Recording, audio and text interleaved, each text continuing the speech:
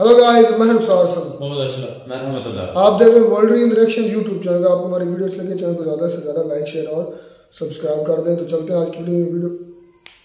खान साहब की वीडियो है cease fire between Hamas and Israel. तो ये वीडियो तो थोड़ी पुरानी है, लेकिन हमारी ख्वाहिश यही है ये वीडियो को चलाने का, पिक करने का यही मकसद है कि सीज फायर हो जाए। अब क्या क्या रिजल्ट बने थे उस वक्त, सीज फायर के कौन से एग्रीमेंट हुए थे वो भी देखते हैं, और अब क्या इम्कान हो सकते हैं, क्या उनमें से कोई ऐसा इम्कान है आज भी मौजूद कि इनकी सीज फायर हो जाए जो कि वर्ल्ड वॉर 3 की तरफ ना चले जाए। मुझे ऐसा लग रहा है कि ये पूरी दुनिया इसमें इन्वॉल्व ना हो जाए। आपको क्या लगता है आप नीचे कमेंट में जरूर बताइएगा। तो चलते हैं खान साहब की वीडियो पर, देखते हैं, फिर देते हैं रिएक्शन।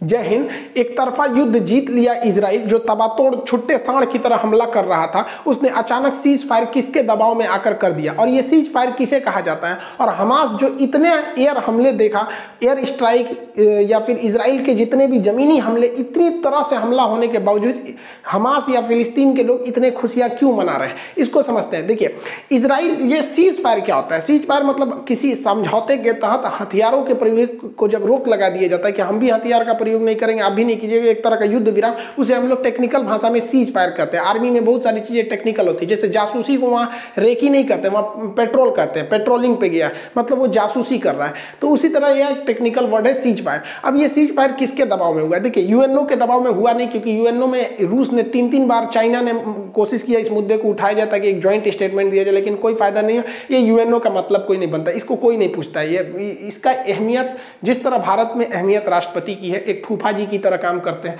उसी तरह पूरी दुनिया में एक अहमियत यूएनओ की तरह।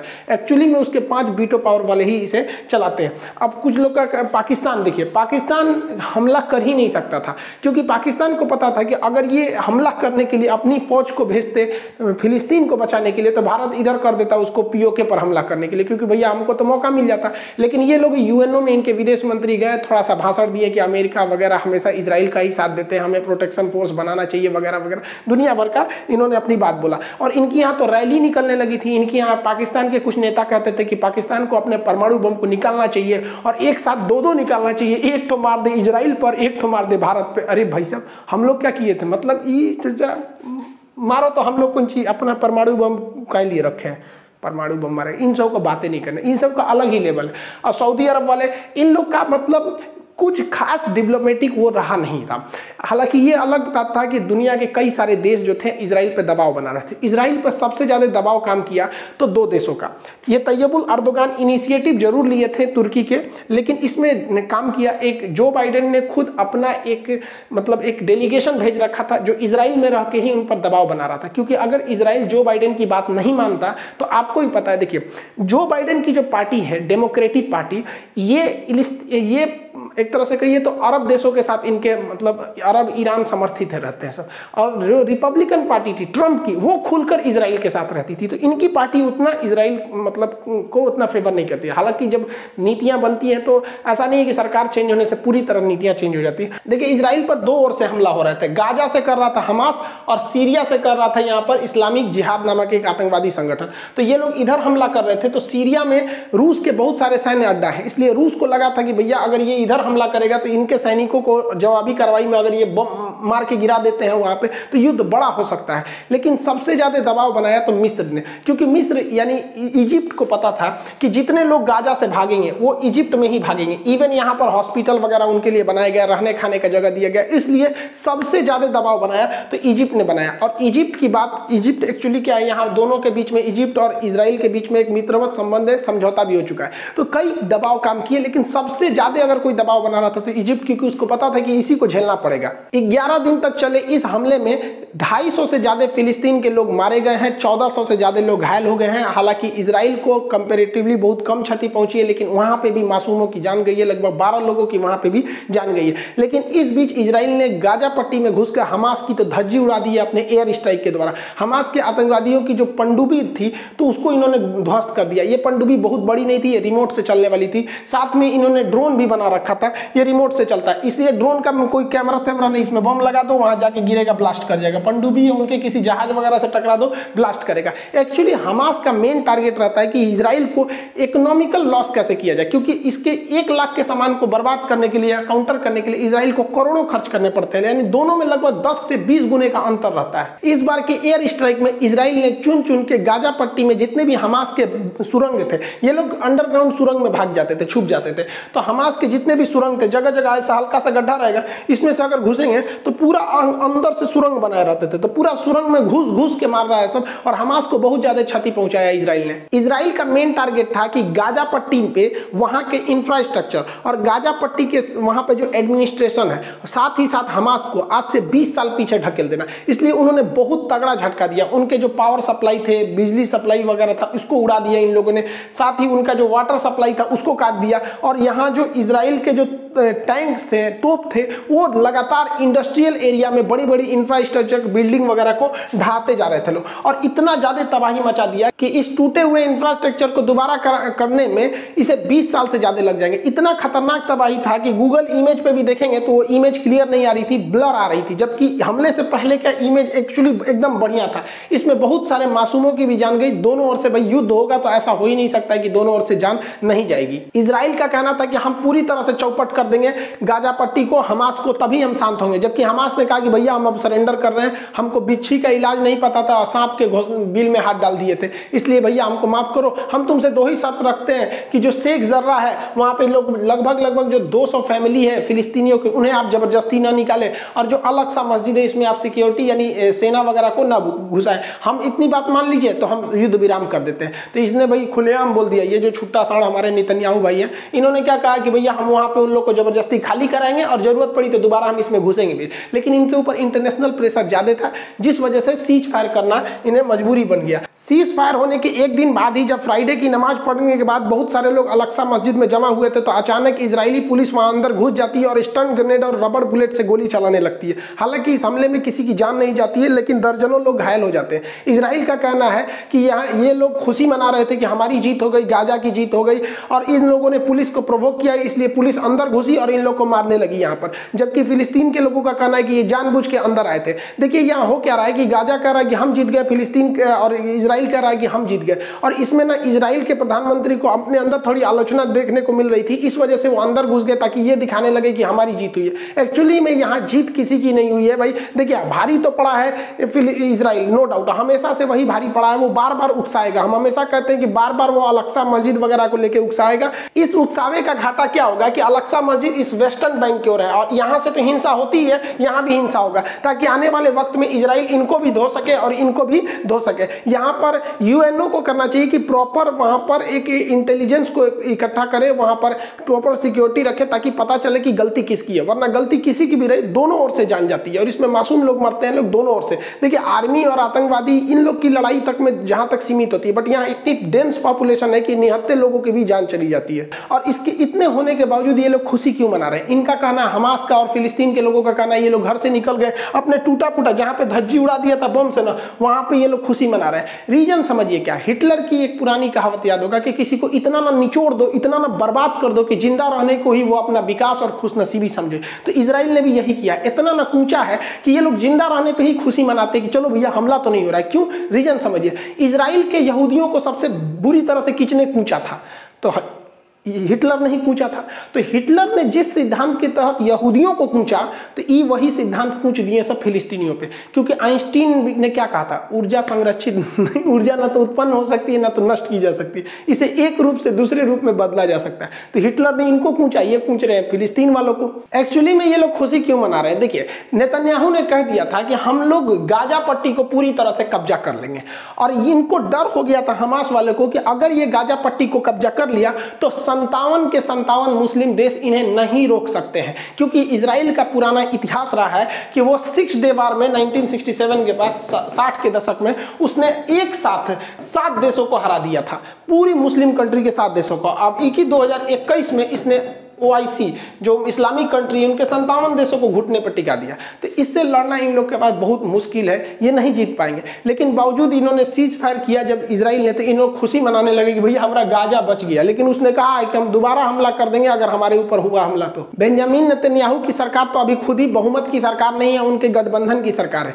तो इस सीज फायर के फैसले के बाद इनके यहाँ राजनीतिक अस्थिरता देखी जा रही है। इनके गठबंधन के नेता कह रहे हैं कि आपने सीज फायर क्यों किया, हमास को पूरी तरह से क्यों नहीं उजाड़ दिया, क्योंकि आप हमेशा कहते थे कि हमारी सरकार आएगी तो हम हमास को उखाड़ फेंकेंगे। पिछले 10 साल से आपकी सरकार है और हमास इतने बड़े बड़े हमले करते जा रहा है, आपको सरकार से हटा देंगे। तो देखिए तत्कालीन इन्होंने जो नेतन्याहू पे है, पूरे इंटरनेशनल प्रेशर इतना ज्यादा था, इवन भारत जैसा देश में भी इजराइल के साथ में नहीं था। आप यूएनओ में भी देखे होंगे, हमारा स्पष्ट संदेश था कि हम 2 देश चाहते हैं कि इजराइल और फिलिस्तीन दोनों, और हम फिलिस्तीन के साथ खड़े हैं। India's strong support to the just Palestinian cause.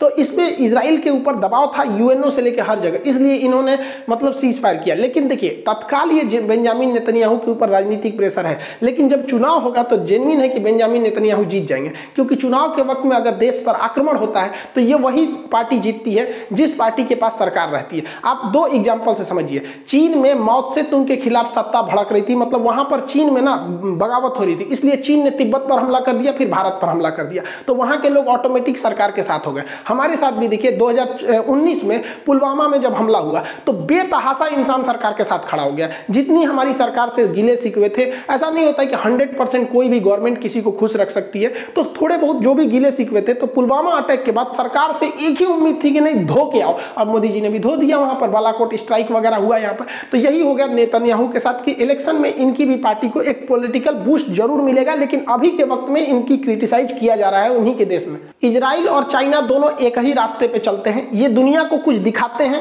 दुनिया उसे देखती है, लेकिन पर्दे के पीछे ये लोग कुछ और कर रहे होते हैं। आप ध्यान से समझिए, इन दोनों का हम चाल आपको बताते हैं। 1948 में फिलिस्तीन पर पूरी तरह से धावा बोल दिया इजराइल ने और पूरी तरह से अपना क्षेत्रफल विस्तार करना चालू किया। सेम उसी तरह चाइना ने तिब्बत को 1959 में कब्जा कर लिया। यहाँ पर दोनों साथ साथ देखते चलिएगा।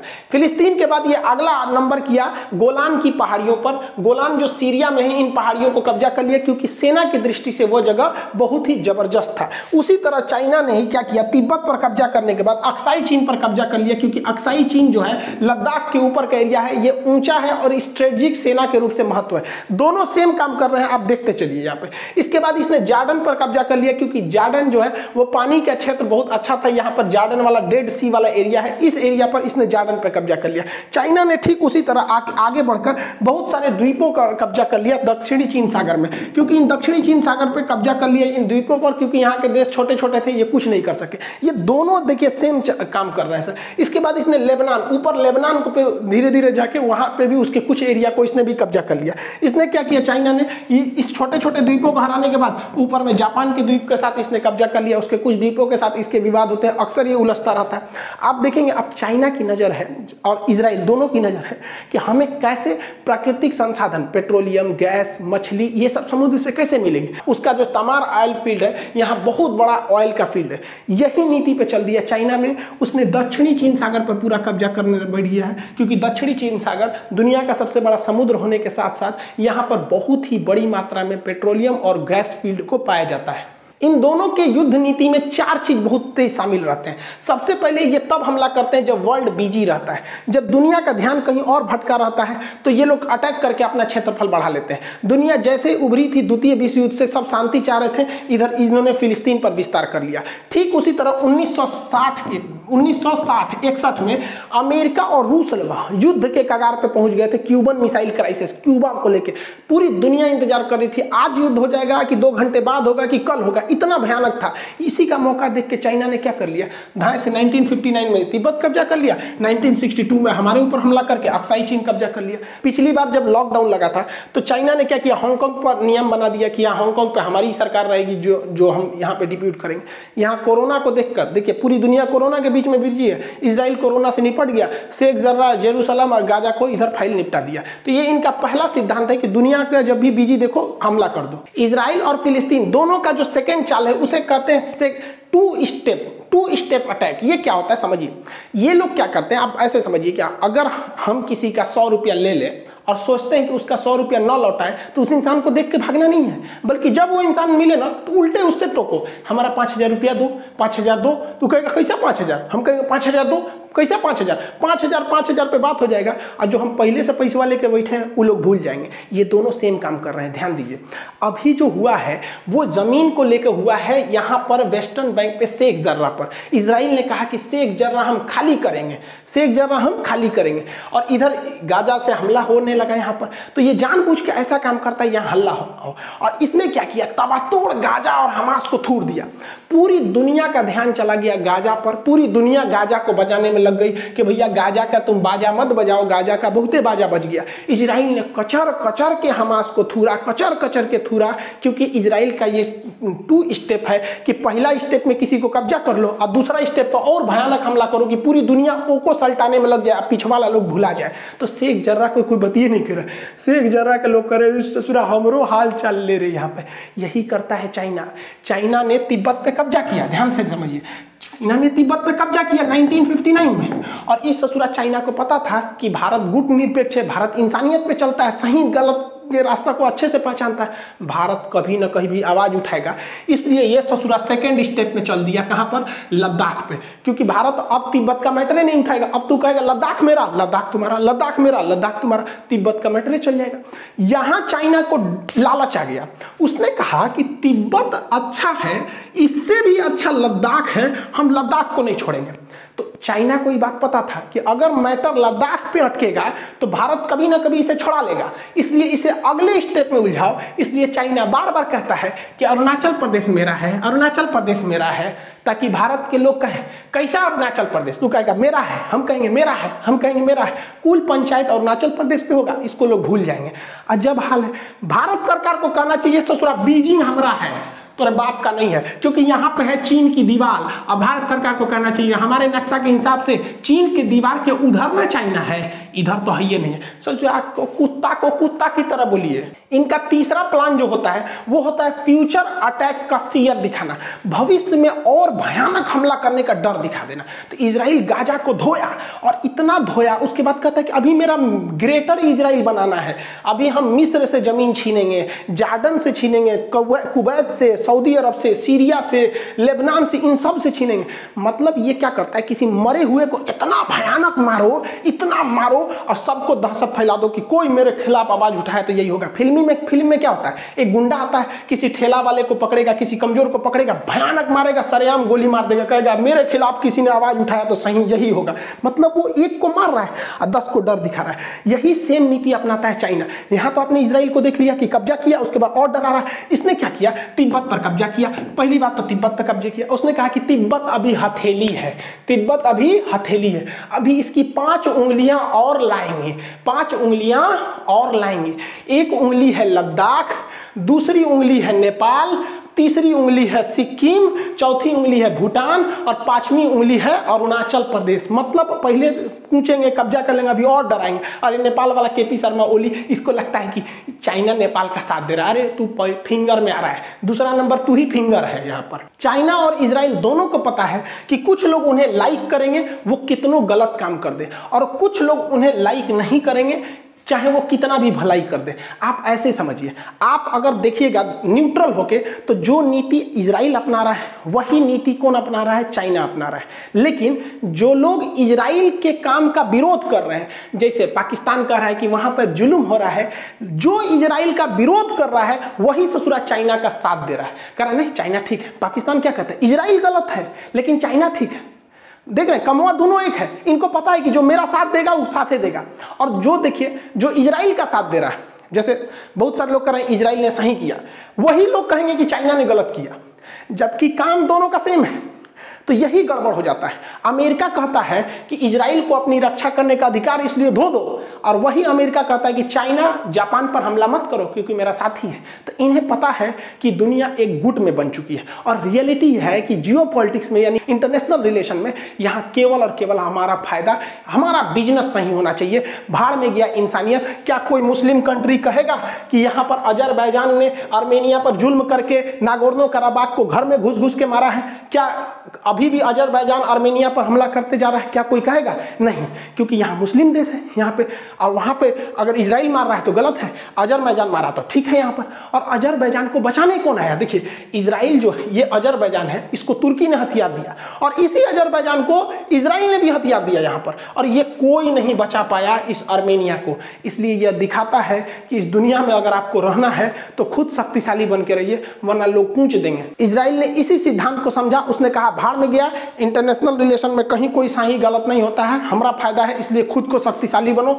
इस रूप में इजरायली जब हिटलर मार रहा था तो वो फिलिस्तीन की ओर आए थे, वहां पर उस जगह पर जेरूसलम की ओर आए थे, क्योंकि इनका जो जेरूसलम है, इनके धार्मिक हिसाब से यही उनका पूर्व जगह है, यहाँ पर ये लोग आए थे, और धीरे धीरे पढ़ाई लिखाई शिक्षा करके इतना आगे चले गए जो आज दुनिया में किसी की बात नहीं सुनते हैं, दोनों देश नहीं सुनते हैं, ना चाइना सुनता है ना इजराइल सुनता है, क्योंकि इजराइल को सोचिए, इजराइल यहाँ रहने का जगह नहीं था, और चाइना को एशिया का मरीज कहा जाता था। इन्होंने शिक्षा, औद्योगिकरण और भ्रष्टाचार को कम किया और इतने तेज आगे बढ़े जिसका कोई हद नहीं, और आज ये डोमिनेट कर रहे हैं यहाँ पर। और हम भारत वाले देखिए, ये 1948 में ये देश बना था, इनको पता भी नहीं था कि इनके देश का नाम इजराइल होगा, अचानक इनके दिमाग में आया 1948 में, और हम 1947 में आजाद हो गए थे। भाई साहब, बने नहीं थे, पूरी दुनिया में पहली हम लोग बने थे। पूरी दुनिया की सबसे बेहतरीन औद्योगिक और नगरीय सभ्यता हमारी सिंधु सभ्यता थी, हमसे पुरानी मेसोपोटामिया थी, लेकिन वो देहाती सभ्यता थी, ग्रामीण थी, और हम लोग सबसे शहरी सभ्यता थी। और आज 1947 से लेकर 2021 तक में आज देखिए ना, हम लोग, हमारा जियोपॉलिटिक्स, हमारे रिलेशन डिपेंड करते हैं कि हमें कौन चीज घटल है। हम रूस से दुश्मनी नहीं ले सकते हैं, क्यों? हमें हथियार कौन देगा। हम अमेरिका से दुश्मनी नहीं ले सकते हैं, अपाची हेलीकॉप्टर कौन देगा। हम फ्रांस को खुश रखना चाहते हैं, क्योंकि राफेल कौन देगा। हमारे देश में देखिए क्या सेंटीमेंट बन रहा है। 1861 में लॉर्ड मैकाले ने हमारी शिक्षा व्यवस्था को इस कदर बर्बाद किया कि हम लोग को इस तरह से ढाला कि हम वो देख ही नहीं सकते हैं जो हमारे सामने छुपाया जाता है। बस वही चीज देखा, हम लोग खुश होते हैं, राफेल आया, राफेल आया। अरे आपने सोचा, हमारे 47 में आजादी के बाद जो देश बना वो कितना आगे निकल गया। हमें रडार खरीदना है तो इजराइल से, हम लोग अपनी रक्षा जरूरतों को दूसरे देश पर डिपेंड होता है। लेकिन हम और आपके अपने आप से सवाल पूछ सकते हैं कि आज के वक्त में भी जब गलवान में चाइना घुस जाता है तो कोरोना के बीच में राजनाथ सिंह चले जाते हैं रूस में, कहते हैं कि MiG-21 दे दीजिएगा। भारत फोन लगाता है रूस के पास कि S-400 मिसाइल दे दीजिएगा, जबकि इजराइल को देखिए आयरन डोम से धो देता है दिवाली की रॉकेट की तरह। लेकिन हम लोग क्या करेंगे भाई साहब, अजीब स्थिति में हम लोग हैं। मतलब इजराइल को देखिए हर चीज में डिपेंडेंट है, उसके हथियार, उसके यहाँ पर एयर डिफेंस सिस्टम, उसका टैंक, हेलीकॉप्टर, कमांडो, हर चीज एकदम खतरनाक है। और हम लोग अभी भी मतलब क्या डिपेंडेंट है। हमारी सेना जो है ना, वो लड़ती है तो अपनी बहादुरी से, वरना हथियार तो विदेशी है वहां पर। अगर हमारे हथियार आ जाए और हम डिपेंडेंट हो जाए तो पूरी दुनिया में जो चाइना कहता है ना, अक्साई चीन मेरा है, अरुणाचल प्रदेश मेरा है, और POK पाकिस्तान कहता है मेरा है, बस हमारे हथियार वो हो जाए, वरना हमारे फौजियों का जो हौसला है, वो बेचारे हथियार से कहाँ लड़ते हैं, अपने कलेजा जिगर के दम पर वो लड़ते हैं। वरना हथियार तो उनको पता है विदेश वाला है, सप्लाई रोक दिया तो क्या करेंगे। आज हर मायने में इजराइल डेवलप हो गया, चाहे वो एनर्जी सेक्टर में हो या फिर वो किसी भी एग्रीकल्चर में हो, इंटरनेशनल रिलेशन में, कोई उस पर दबाव काम नहीं कर रहा है। और हम लोग के ऊपर आज भी विदेशी लोग का दबाव रहता है, क्योंकि हमें डिपेंड ही नहीं है। चाइना से इतना हमला हुआ लेकिन हम चाइना से सामान नहीं रोक पाए। हमारे यहाँ एक ही चीज में डिपेंडेंसी है, नेतागिरी में। कोई नेता विदेश से नहीं जाता है सलाह लेने, हमको चुनाव जीतने में मदद कीजिए। ये लोग आत्मनिर्भर है, यही इसी में तो डेवलपमेंट हुआ है। सोच रहे यहाँ पर कभी सोचे कि हम लोगों ने चुनाव कराने के लिए बैलेट अमेरिका से मंगाए हैं, पर्चा मंगाए हैं जापान से, ये सब यहीं पे बनेगा, पर्चा साटने के लिए, झंडा लड़ाने के लिए, ऐसे ऐसे ये सब टेक्निक। और इजराइल डेवलप होता गया। हम लोग क्या है कि हम लोग की जो शिक्षा व्यवस्था को लॉर्ड मैकाले ने इस तरह से चौपट किया ना कि हम लोग को मतलब सही गलत क्या है, मतलब जहां जो मैटर हुआ, जैसे इजराइल फिलिस्तीन में हुआ, सब लोग देखने लगे इजराइल गलत है फिलिस्तीन, भैया इसका अन्य जगह पे क्या इफेक्ट पड़ेगा। और रियल में देखिए, अगर हम लोग आत्मनिर्भर होते तो बहुत से जगह पे हम लोग को अपना सर झुका के रहना पड़ता है, क्योंकि कहीं वो नाराज ना हो जाए। और इजराइल जैसा छोटा देश पूरी दुनिया को ललकार के कहता है कि मैं घूस के मारेंगे ओके घर में। इजराइल कितना छोटा है, आप अंदाजा लगाइए कि इजराइल की जो जनसंख्या है, नेट पे सर्च करिएगा, इजराइल की जनसंख्या 9 मिलियन है और उससे ज्यादा हमारे सब्सक्राइबर हैं सब। सोचिए नेतन्याहू भाई, इनको क्या कहें हम यहाँ पर, बताइए। इतना छोटा देश इतना ज्यादा डेवलप है। ये डेवलप इसीलिए है क्योंकि इन्हें अपनी कमी का एहसास है और उसे सुधारते भी हैं। और हम लोग के साथ प्रॉब्लम क्या, अगर कोई कह दिया ना कि हम लोग में थोड़ा डेवलपमेंट पीछे, तो लोग कहते हैं सोचा क्या कैसे बात करता, हम कहाँ पीछे हैं, हम इससे आगे, उससे। अजीब हाल है यार। आप खुद को सुधारिए, सही और गलत को पहचान। हम क्या है कि भाई हम कुछ जो रियलिटी हम बोल देते हैं। अब कुछ फिलिस्तीन के समर्थक हैं, उन्हें वो सोचते हैं कि हम सर फिलिस्तीन के बारे में बोलेंगे, और जो इजराइल के मूड में बनाए हैं उनको लगता है कि हम इजराइल का, भैया जो रियलिटी है हम वही बताते हैं। इसी चक्कर में सचुरा हमारे ऊपर 2019 में ना 8 गो बम मारे था हमारे ऊपर, भयानक वाला।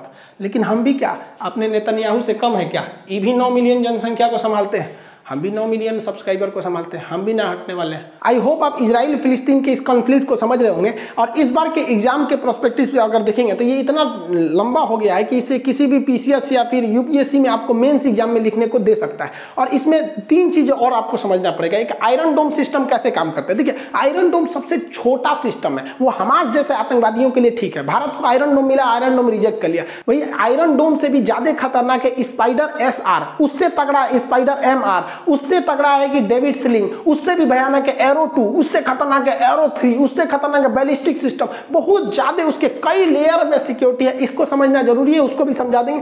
दूसरा कि ये जो यहूदी हैं और जो मुस्लिम हैं, इनकी कुछ चीजें कॉमन मैच करती है। जैसे यहूदी हो गए, ईसाई हो गए और मुस्लिम हो गए, ये तीनों इब्राहिम को मानते हैं सर। इसलिए आप देखे होंगे इजराइल और अरब के बीच में जो समझौता हुआ था उसका नाम भी था इब्राहिम अकॉर्ड। तो एक इसको समझना जरूरी है, क्योंकि यहां पर जो अल-अक्सा मस्जिद है, देखिए ये अल-अक्सा मस्जिद है और ये डोम ऑफ रॉक है। अब ये जो कहते हैं ये वेस्टर्न वॉल है, इजराइल कहता है कि भैया हम यहाँ पर, ये मेरी मंदिर थी, मतलब इनका जो सोलोमन टेम्पल था। तो सोलोमन को इजराइल वाले भी कहते हैं और मुसलमान भी कहते हैं कि सुलेमान। तो मुसलमान उन्हें सुलेमान अलैहिस्सलाम कहते हैं, ये उन्हें कहते हैं सोलोमन टेम्पल कहते हैं। अब इनमें काफी विवाद है। तो अल-अक्सा के बारे में पढ़ेंगे कि भैया ये क्यों इतना फेमस हो गया। आयरन डोम के बारे में और थोड़ा इनके पुराने एंसेस्टर्स के बारे में हम लोग समझेंगे। आई होप आप इसे समझे होंगे। मिलेंगे नेक्स्ट क्लास में। जय हिंद। वीडियो काफ़ी लंबी थी, 25 मिनट की वीडियो थी, इंटरेस्टिंग भी काफ़ी थी। उस अपना खान साहब ने पूरा एक ना मतलब कि समझा दिया, पूरा सिनेरियो बताया था जो पिछली मरतबा मतलब गजा ने हमला किया या इजराइल ने हमला किया या उनके दरमियान पहले भी झड़पें होती रही हैं, वॉर्स होती हैं, कन्फ्लिक्ट्स होती रही हैं, सीज फायर हो गया तो इंटरनेशनल दबाव की वजह से। तो एक बात सच में की है, मैं भी मानता हूँ, आई थिंक मेरे कोलीग भी मानेंगे, आप भी मानेंगे, ये जो यूएन है ना, ये कुछ नहीं है। ये एक सिर्फ एक कागजात की टोकरी है, रद्दी की टोकरी समझ, रद्दी की टोकरी की समझ है आपको। रद्दी जो फजूल कागजात बचते हैं ना हमारी लिखाई में, हैंड राइटिंग के दौरान कोई गलती हो जाती है, मिस्टेक हो जाती है, तो उनको हम रद्दी में जो कूड़े करकट में फेंकते हैं, एक टोकरी रखी होती है। तो इनके पीछे जो यूएन के रूल्स हैं, इनकी रेगुलेशंस हैं या इनकी जो अहकामात हैं, कंट्रीज स्पेशली जो वीटो पावर रखने वाली कंट्रीज हैं, वो ऐसे फेंकती हैं जैसे रद्दी की टोकरी में कोई चीज़ फेंकी जाती है, फजूल सी जो होती है। तो इस पर ये बिल्कुल बजा बात है, क्योंकि कितनी मरतबा पाकिस्तान और इंडिया की कितनी करारदादें हैं यूएनओ की, कोई हल निकला? कोई नहीं निकला। उसके बाद कितनी करारदादें आ चुकी हैं उसके रशिया और यूक्रेन के मामले पर, कोई हल निकला? कोई निकला। फ़लस्तीन इजराइल के मामले पर प्लान आ चुके हैं, कोई निकला? हमास ग्रुप जो नहीं मानता उसको, यूएनओ को, यूएनओ की बात नहीं मानता, बाकी तो बाकी रह गया, छोटा सा ग्रुप है। लेकिन ये बात हकीकत है कि वो वाकई एक रद्दी की टोकरी के जो कागजात के बराबर है। और बात आती है रशिया अपना इजराइल और हमास की कन्फ्लिक्ट की, जो पहले था और जो आज चल रहा है। पहले भी पलड़ा इजराइल का भारी था, आज भी पलड़ा इजराइल का भारी है। भाई अमेरिका उसको पूरी तरह सपोर्ट करता है शुरू से, तो उसका भारी होना है। उसके पीछे पूरा यूरोप है, 25-30 कंट्री है। तो भाई देखें कि वो दूसरी इस्लामी कंट्री तो पूरी तरह उसका साथ देती नहीं है। अगर साथ दे तो कुछ ना कुछ तो हो गई ना, तो इस वजह से भी उसका बेड़ा भारी होना है, जारी बात है। काफिर का साथ देता, मुस्लिम नहीं दे रहा मुस्लिम का। ये तो हमारी सबसे बड़ी नाकामी है, इस वजह से हम दुनिया में जलील ख्वार हो रहे हैं। आपको पता है जिस तरह पहले लड़ते थे तो तमाम मुस्लिम एक हो जाते थे, कब एक पेज पर होते। जिस तरह जब सलाहुद्दीन अय्यूबी देख लें, उसने कितनी फतवाहत हासिल की हैं। ये मुबारक थे उसके साथ जी, कितने मुबारक थे मुसलमान भाई उसके साथ। मुस्लिम ममालिक उस वक्त तो इस तरह नहीं ना होते थे, वो जो बादशाह होते थे ना उस वक्त वो उनकी हक में राय देते थे, उनके साथ होते थे। अच्छा, ओआईसी का कोई इजलास हुआ है आजकल? ये नहीं, ये हुआ है, ये परसों, कल के परसों हुआ है, सऊदी अरेबिया में हुआ है। वो क्या सरबराही भी सऊदी अरेबिया ने की है। सऊदी अरेबिया कौन सा फलस्तीन की इमदाद करेगा? और नहीं भाई, मेरी बात सुने, मैंने वो पूरी देखी वीडियो, उसमें तमाम कंट्री के जो वजीर खारजा है ना, फॉरेन मिनिस्टर, वो गए हैं। तो हमारा कौन है?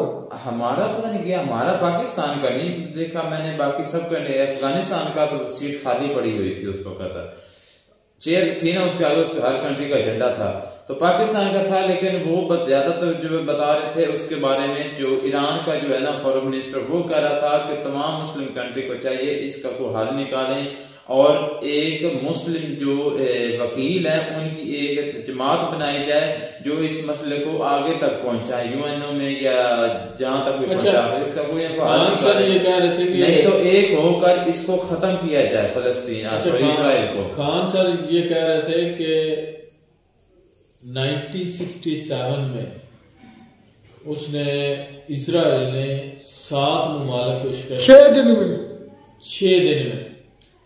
तो जितने भी है ना तजियाकार या जो भी बातें करते हैं इसराइल और फलस्तीन पर, तो वो ये क्यों भूल जाते हैं कि जो इजराइल है वो अकेला थोड़ी है, उसके साथ जो है, जैसे आप देख लें अमेरिका है, अमेरिका फुल सपोर्ट कर रहा है, फिर वो अकेला कैसे होगा? पूरा वेस्ट जो है वो उसके साथ है। वो साजिद तारिक कह रहे हैं कि 84 ममालिक जो है ना वो इजराइल की सपोर्ट में है, 84 ममालिक, और मुसलमानों के जो है 57 ममालिक है, और उनमें से भी सिर्फ वो कहते हैं कि हम आपके साथ हैं, सिर्फ बयान की हद तक है, या ऑफिशियली बस यही मैसेज देते हैं कि हम आपके साथ खड़े हैं। कि अभी जितने हालात खराब है ना, पूरी वर्ल्ड की बात करें तो हर कंट्री दूसरी कंट्री के साथ को थोड़ा बहुत हर कंट्री की झड़प चल रही है, तो यहाँ पर जो है ना एक हो ही जानी चाहिए वार। इतने दिन अच्छा, आप चाहते हैं कोई वार? इंडिया पाकिस्तान के भी सुन रहे हैं, फलस्तीन इजराइल छोटे छोटे थे उस वक्त, समझ पता भी नहीं था ये होता क्या है कंट्री। अच्छा, खान साहब ने यह भी कहा कि पाकिस्तान आज भी यही कंडीशन है, वो जो 2-3 साल आज पाकिस्तान पर यही कंडीशन है कि अगर पाकिस्तान फौज भेजेगा या इमदाद करेगा इस तरह की फौजी मिलिट्री अस्करी फलस्तीन को, तो उनको डर है कहीं से पीछे इंडिया जो है वो मतलब चीन ना ले, क्या नाम है, पीओके। नहीं यार। अच्छा, एक बात खान साहब ने ये भी कही है कि जो हमास क्या है ना, तुम्हें लगता है जिन कंट्री के, मेरी बात सुने, जिन कंट्री के पास एटम बम नहीं है ना, उनको समझ ले कि थोड़ा बहुत अभी खतरा होगा इस दौर में, नहीं तो अब किसी कंट्री से उसका इलाका छीना को अब ये कोई आम सी बात नहीं है, ये बहुत इसके पीछे ताकत जितनी बड़ी, इस तरह चाहे तो अमेरिका चाहे तो वो हर कंट्री पकड़ ले। इस बात से अंदाजा लगा ले कि हमास फलस्तीन के पास क्या है, हमास के पास क्या कुछ भी नहीं, क्या कुछ भी नहीं है। तो इजराइल देख रहे हैं, इजराइल की तबाही उसने उतारा, डेवलप्ड कंट्री है जिसमें देख लें कि जदीद टेक्नोलॉजी भी है, लेकिन उन्होंने वो कहते हैं ना कि नथ डाल दिया, तबाही मचा दी, तबाही इतनी ज्यादा मचा दी। वो कहते हैं कि आयरन डोम है, वो जो इतने आयरन डोम था, डिफेंस सिस्टम बड़ा जबरदस्त 95% वो कहते हैं कि काम करता है। लेकिन देख लें 5000 दागे तो कितना ज्यादा नुकसान उनका भी हुआ। तो खैर जो भी है, इतने सीज फायर की तरफ जाना चाहिए, बात ये है बस, जिस तरह भी है। अब मुझे नहीं लगता कि ये हालात पहले जैसे हैं, इजराइल नहीं रुकेगा। अब क्योंकि जो उसको थपकी देने के लिए जो है ना पहुंच चुका, वो पूरा फुल बेड़ा लेके पहुंच चुका बेड़ा। तो जब भी इजराइल को डुबोएगा ना, ये अमेरिका इसको डुबोएगा, ले डूबेगा इसको। तो भाई इसका हल यही है, मैं भी कहता हूँ वार होनी चाहिए, हाँ वार होनी चाहिए। तुम क्या करोगे? कौन कितने पानी में है, कौन किसको? मैं ये कहता हूँ ये सीज फायर होना चाहिए जिस तरह पहले हुआ था, जिस पर हम रिएक्शन भी लेकिन इजराइल नहीं रुकेगा। अब भी हमास और इजराइल की सीज फायर होनी चाहिए। मिलते हैं ये वीडियो में, तब तक लीजिए इजाजत, अल्लाह।